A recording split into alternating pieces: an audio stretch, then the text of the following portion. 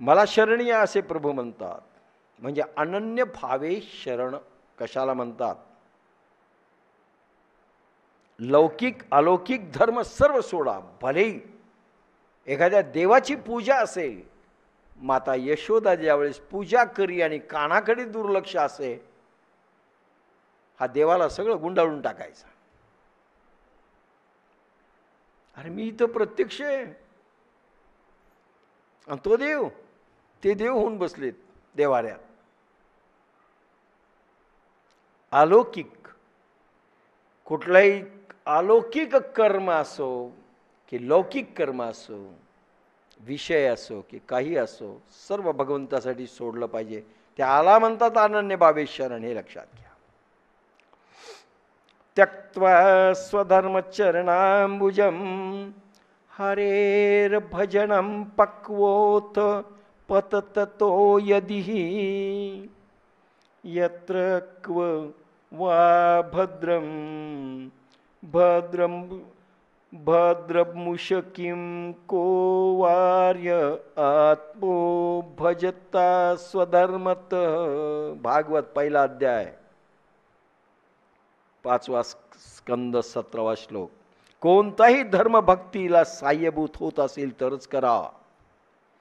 धर्म कर्म, आता लक्षात घ्या, तुमच्या पूजा, तुमच्या अर्चा, तुमचं बेल वाहणं, तुमच्या कुठल्याही कृती भक्तीला साह्यभूत होत असेल, प्रेम वाढीला भगवंताच्या प्रति साह्यभूत होत असेल आणि कष्ट होत असतील तर, प्रेम संपुष्टात येत असेल तर, भगवंताचं स्मरण विसरले जात असेल तर, अखंड स्मरण पाहिजे. उदाहरण सांगतो. आता मी माझ्या घरातल्या झाडाची फुलं तोडतो सकाळी. कांतासोमणी येऊन मदत करतात, नाही असं नाही. प्रत्येक फुल तोडताना मी मंत्र जप करतो. लक्षात घ्या, हिशोब करायचा नाही त्या मंत्राचा. एक फुल तोडलं मंत्र जप, एक फुल तोडलं मंत्र जप, एक फुल तोडलं, झाली ना पूजा. ती कृती जरी भगवंताला ते फुल आवश्यक असलं तरी प्रत्येक कृती त्या फुलाभोवती तुमचे किरण वेष्टित झालेले आहेत. भगवंतानी स्वीकारलं म्हणून समजा. लक्षात घ्या, बाई आहे, ते फुलं आहेत, ते तुम्हाला समजा दोऱ्यामध्ये गुंफायचे आहेत. दोऱ्यामधून एक हार करायचा घरातल्या देवाला. प्रत्येक फुलाला हार करताना मंत्र जप.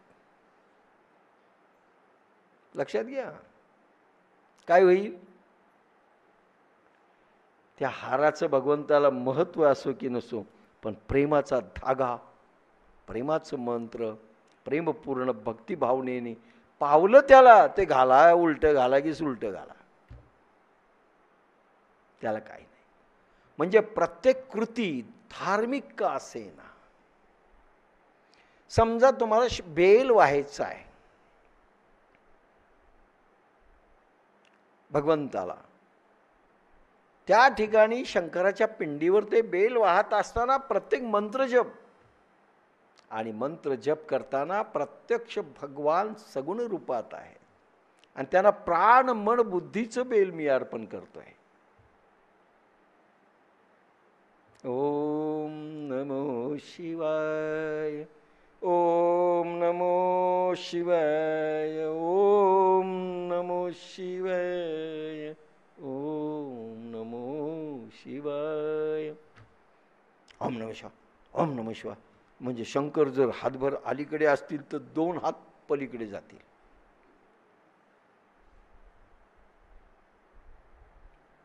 कोणताही धर्म आणि कर्म भक्तीला साह्यभूत होत असेल तरच करा, ही ऑर्डर आहे भगवंताची. It should be supported to develop the love and affection with the god. परमेश्वराच्या प्रति प्रेम उत्पन्न तुम्हाला होत असेल, ते कर्मच फक्त अलाउड आहे. बाकीचं भलेही ते टेक्निकली चांगलं असो, काही उपयोग नाही, काही उपयोग नाही.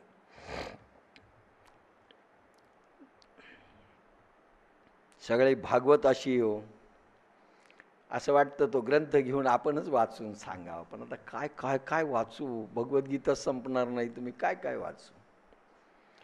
धर्म स्वनुष्ठितः पुंसां विश्वकसेन कथासूय नोत्पादय मेद्यादि रतिं श्रम एव हि केवलम. भागवत पहिला अध्याय, दुसरा स्कंद, 8वा श्लोक.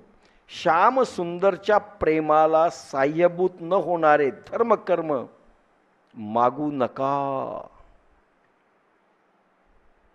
लक्षात घ्या, ज्याच्यामुळे श्यामसुंदर प्रगट होणार नाही, ज्याच्यामुळे श्यामसुंदराचं स्मरण होणार नाही, ज्याच्यामुळे बाधा येईल, ते कुठलेही धर्म कर्म त्याज्य आहेत. मागू देखील नका परमेश्वराला ते धर्म. भगवंता मला असं दे. भगवंता, इस्कॉनवाल्याने गोकुळ अष्टमीच्या दिवशी 8 लाखाचा ड्रेस घातला होता, निदान 8,000चा ड्रेस मला आला पाहिजे, म्हणजे तू कसा सुंदर दिसशील. आली ना बाधा. आता तो छोटा ड्रेस तुमचा काही रुपयात घेतलेला चांगला दिसणार नाही. आली ना बाधा. भगवंता दे रे, काही गरज आहे, त्याला आवश्यकता आहे का? तुम्हाला तरी त्याची आवश्यकता आहे का? त्याच्याने प्रेम खरंच वृद्धिंगत होणार आहे का? किती जणांचं झालं इस्कॉनमध्ये? हे तुम्ही नाथद्वाराला गेल्यानंतर असं दिसतं की एक हिरा आहे. काही जैन मंदिरामध्ये देखील हिरा याच्यात बसलेलं, सगळे हिरा पाहायला जाते. अरे म्हणलं, देव पाहिलेत का हिरा पाहिलेत? पान पान हिराच कसा चमकायला. देवाला वाटलं असतं त्यानं फेकून दिलं असतं, अरे मला पहा रे, हिऱ्याला काय पाहतात. काय करावं. मागू नका, धर्म कर्म मागू नका, मग भलेही वेद विरुद्ध का असेल. वेदाची देखील आज्ञा असेल ती पाळू नका, ज्याच्यामुळे भगवंताविषयीचा प्रेमामध्ये खंडन येत असेल, खंडित होत असेल, त्या वेदाच्या देखील आज्ञा त्याज्य आहेत. लक्षात घ्या. भगवद्गीता किती उंचीवर नेते तुम्हाला. वेद विरुद्ध असेल तरी चालेल. मणिमितं कृतं पापं मद्धार माय च कल्पते. मणिमितं कृतं पापं मद्धार्य माय च कल्पते. भगवान म्हणतात, माझ्यासाठी पापही करावे लागेल तर तो धर्म होईल. इव्हन पाप, पुण्यकर्म सोडा, माझ्यासाठी पाप करावं लागलं. बापाची आज्ञा मानली नाही ना प्रल्हादानी. आज आमच्याकडे काही काही सुना कधी कधी मला म्हणतात, तुम्हाला माहिती आहे ना मला सासरवास किती आहे. बरं म्हणलं मग, आणि म्हणून आम्हाला येता येत नाही तुमच्याकडे, सासवास तुमच्याकडे जाऊन बसतात. मी म्हटलं, माहेरी जाता वेळेस हे चालतं का? पिक्चरला जायचं, सासू नाही म्हणली, तुम्ही सोडता का? बरं जेवू नको म्हणली सासू, जेवता का? जेवत नाहीत का? धर्म कर्मच फक्त असं आहे की ते सहज सोडता येतं, बाकी काय सोड, भांडायची तयारी आहे प्रत्येक वेळेस. लक्षात घ्या. अरे ज्या गोष्टीसाठी तुमचं अमरत्व अवलंबून आहे, तुमचं सिद्धत्व अवलंबून आहे, पुन्हा जन्म नाही आहे, जन्म नाही रे आणिक कदाचित एक एक कल्प जन्म नाही आहे माणसाचा. कसं होईल सांगा? केव्हा कराल? म्हणून कुठल्याही माणसाची आज्ञा, जरी माता पिता बंधू सगळे जण देव जरी समजायचं असं आज्ञा असेल आणि ते आडवे येत असेल तर त्याज्य करा म्हणून म्हटलंय.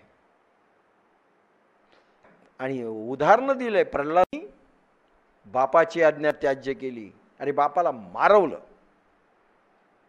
मरवलं आणि बिभीषणानी लंका दहन करायला मदत केली. लक्षात घ्या, धर्म बनला. कुठलं धर्म कर्म बनतं, कुठलं कर्म धर्म बनतं, हे सगळं ज्याच्याने भगवान जोडल्या जाईल. अर्जुनाने युद्ध केलं ते पुण्य बनलं, आणि इथं खोटं बोललं तर पाप आहे.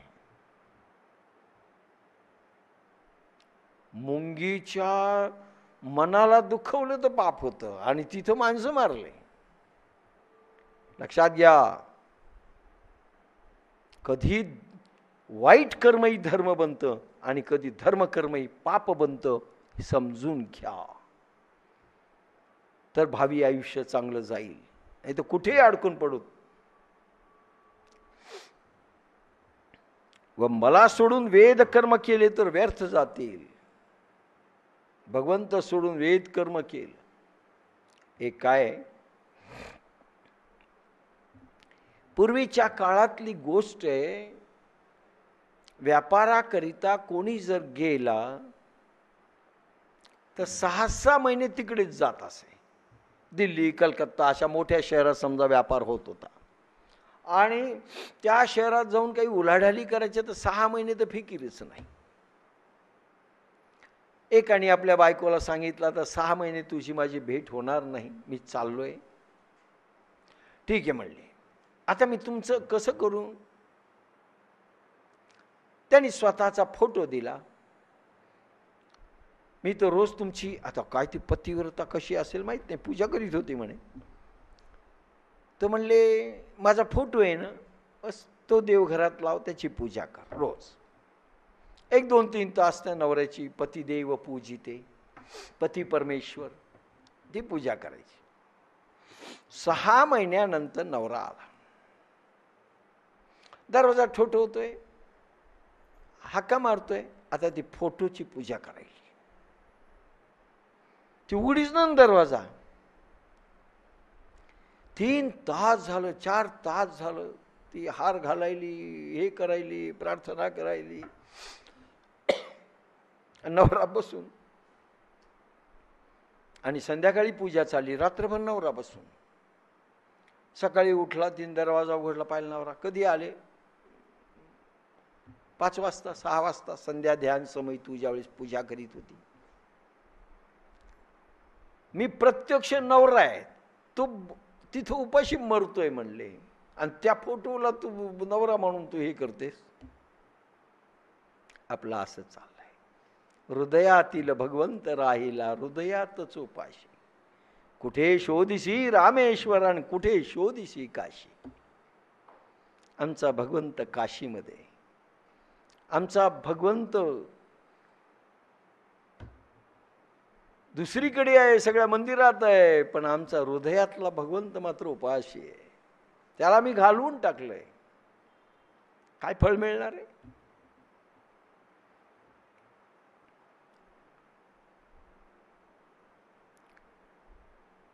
भगवान म्हणतात मन्निमित्तम कृतम पापम मन्निमित्तम. माझ्या निमित्ताने मी मिळण्याकरिता पापही जरी झालं, मदर्दमाय च कल्पते, ते मला मिळून जाईल. व मला सोडून वेद कर्म केले तर व्यर्थ जाईल, ते पाप झाले समजा. नवऱ्याला तिकडे उपाशी मारलं, बसा तिकडं, फोटोची पूजा करायची. आपण भगवंताच्या प्रतिमेची पूजा करतो, पण ज्या भूतांमध्ये भगवंत प्रत्यक्ष त्या निमित्ताने आलेला आहे, त्याचं मत आम्ही अवहेलना करतो. आमच्या देवपूजेमध्ये कोणी विघ्न आणू नये. एक कथा येते,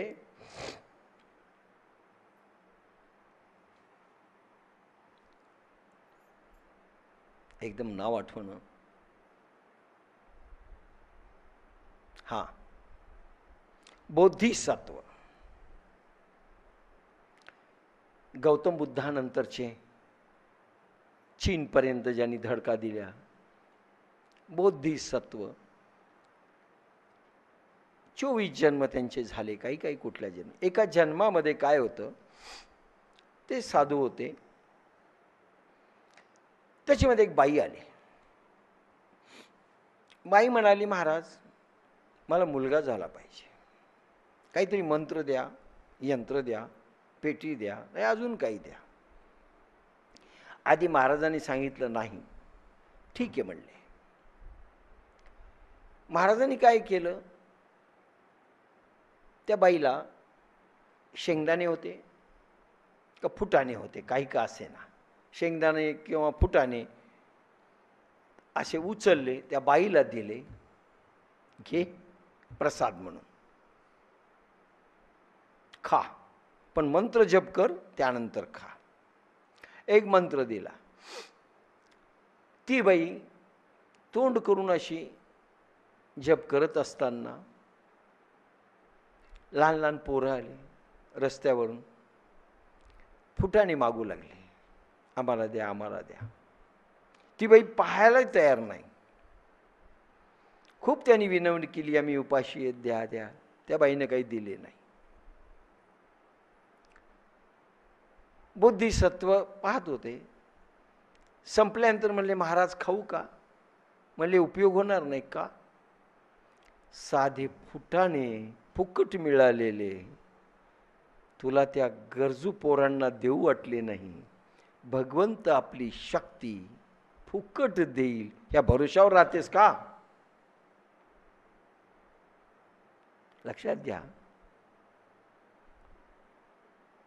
गप्पच बसली ती. काय असतं, भगवंताला सोडून वेद कर्म काहीही असेल त्याज्य करा. त्यांनी सांगितलं, अरे निष्काम भावाने तू जर केलं असतंस, झालं असतं. तुला काही देऊ वाटत नाही तर भगवंताला कसं देऊ वाटेल? करुणा प्रगटली पाहिजे, प्रेम प्रगटलं पाहिजे हृदयातनं, तर भगवंतानी कृपा केली असती. लक्षात घ्या हे उदाहरण. प्रभू केव्हा कृपा करतो, ज्यावेळेस प्रभूचं दिलेलं प्रेम, करुणा, अहिंसा तुमच्या नजरेतनं, कृतीतनं प्रगटते आणि तुमच्या कर्मामधून, कृतीमधून अभिव्यक्त होते. त्यावेळेस प्रभू कृपा कुठली करतो. अरे पोरग काय मागता, काही देतो, काही देईल. टेक्निकल कराल तर होणार नाही.